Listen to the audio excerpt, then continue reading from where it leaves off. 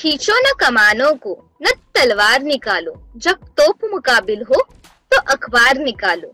इतनी ताकत होती है मीडिया के हर एक माध्यम में। पत्रकारिता एक विशाल क्षेत्र है।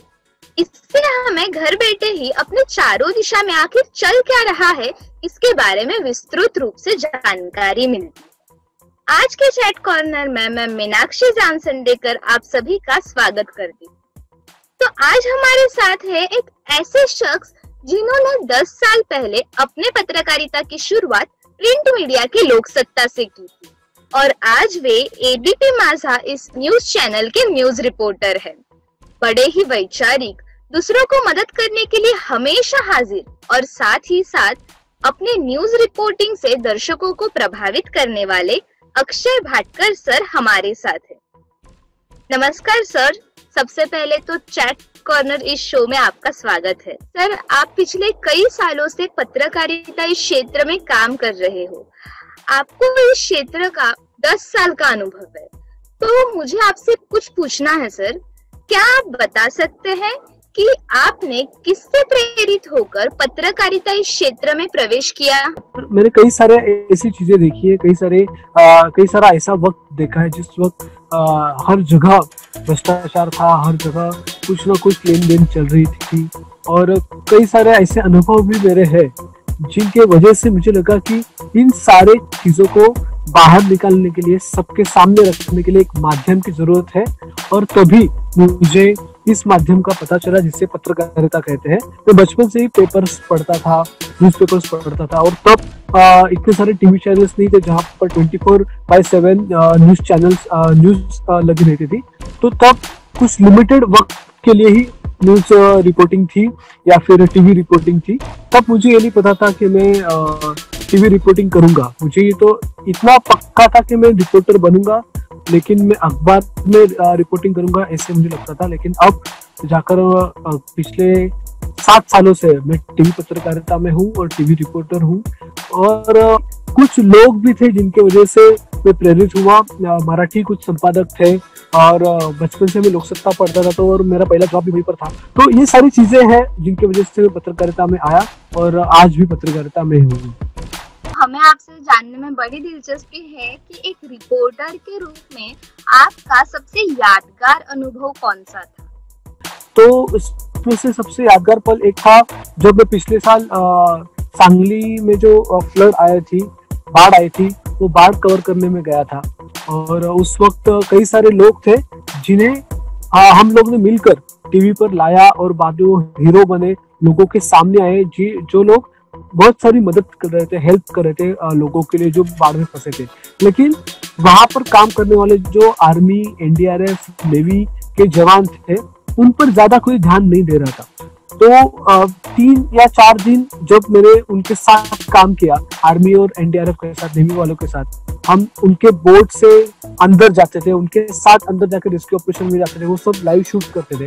तो ये सब जो चल रहा था, तो एक दिन मुझे ऐसा लगा कि ये लोग जो दिन भर पानी में रहते हैं वो घर पर जाकर या फिर जहाँ पर उनको स्टे दिया गया है वहां पर जाकर क्या करते हैं। तो एक दिन मैं उनके ट्रक के साथ उनके साथ गया और जहाँ पर वो रुके थे एक स्कूल था, उस स्कूल में उनकी जगह बनाई थी, उनको खाने के लिए, पीने के लिए, वहाँ पर रहने के लिए एक जगह दी गई थी। तो वहां पर मैं गया और जब वहां पर गया तब मुझे पता चला कि वहां पर उन लोगों को भी बहुत सारे घाव हुए हैं पैर में, दिन भर पानी में रहने की वजह से उनको बहुत सारी चीजें, तकलीफें बहुत है उन्हें। तो एक दूसरे को वो हेल्प कर रहे थे वहां पर।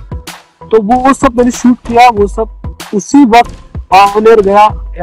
मेरा जो चैनल है एबीपी माझा, एबीपी न्यूज, उसके ऊपर गया और बहुत से लोगों के उसके बाद मुझे कॉल आए कि बहुत अच्छी न्यूज थी।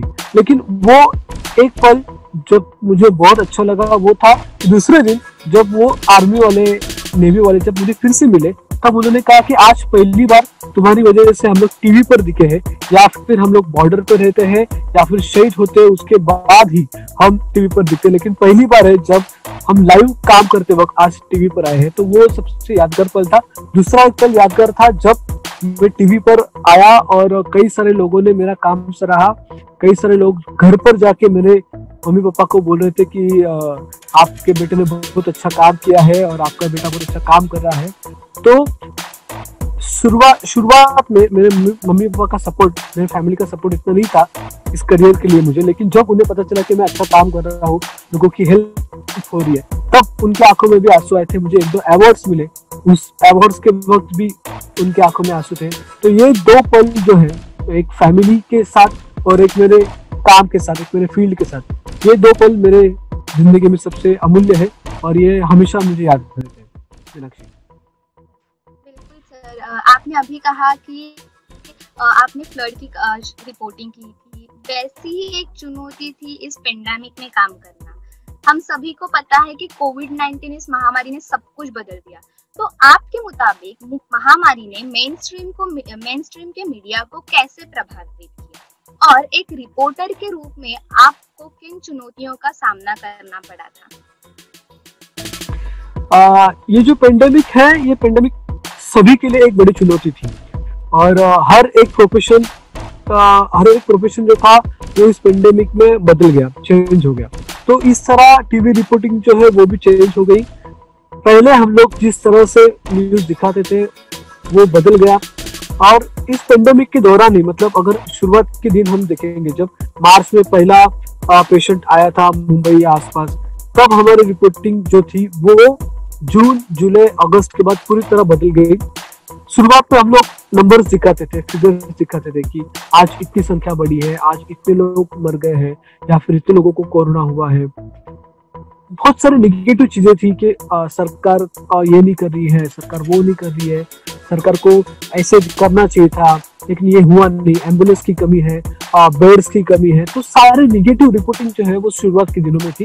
लेकिन जब अगस्त या फिर जुलाई के बाद, अगस्त के बाद ये सारा माहौल चेंज हो गया। अप्रैल में मैं खुद कोरोना पॉजिटिव था और मैंने कम से कम 28 दिन अस्पताल में बिताए हैं। तो इन 28 दिनों के पहले जो रिपोर्टिंग थी वो अलग थी, और जब मैं बाद में 10 मई के बाद जब मैं फिर से फील्ड पर उतरा, तब जो रिपोर्टिंग शुरू हो गई थी वो अलग थी।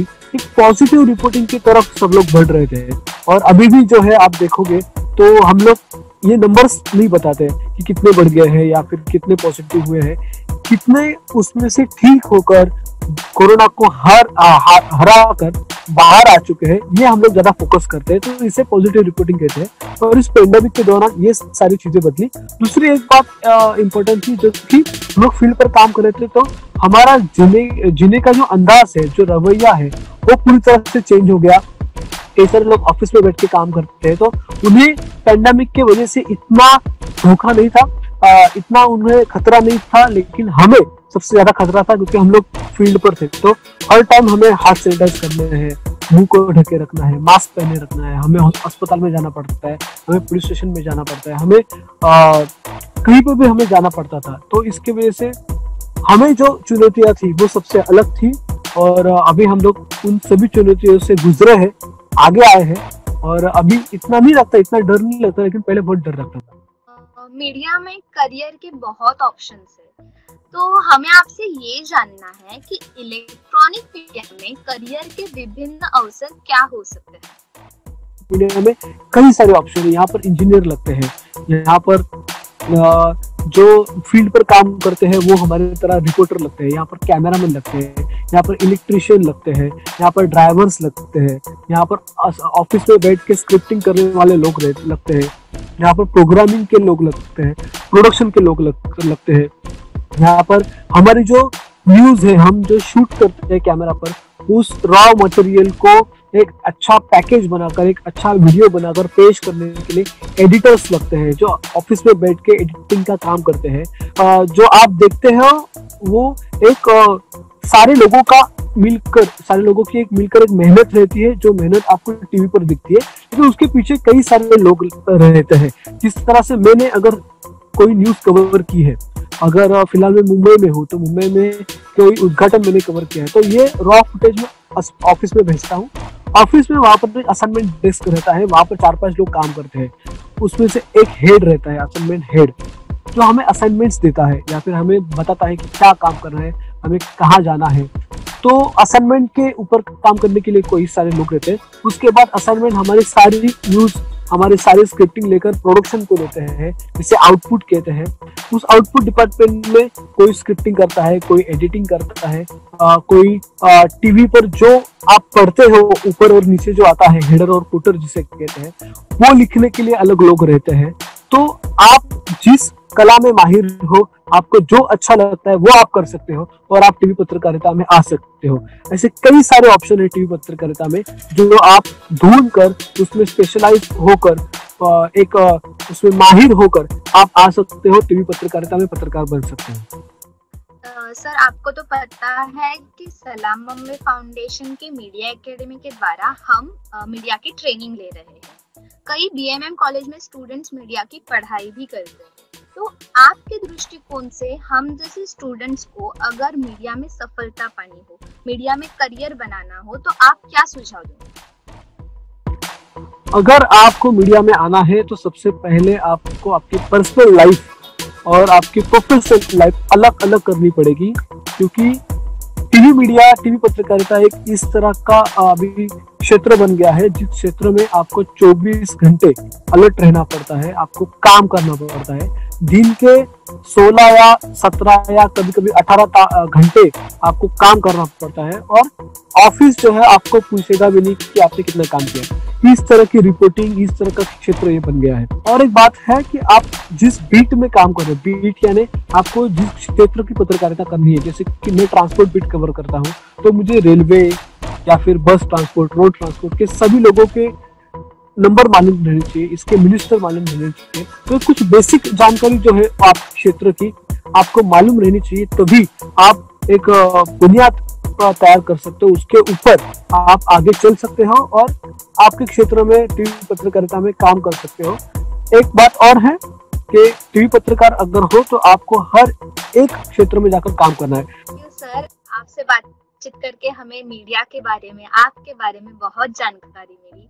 आपके मार्गदर्शन से हमें बहुत फायदा होगा। हम जैसे स्टूडेंट्स के लिए आपने आपका कीमती समय दिया, इसके लिए तहे दिल से शुक्रिया सर। Thank you.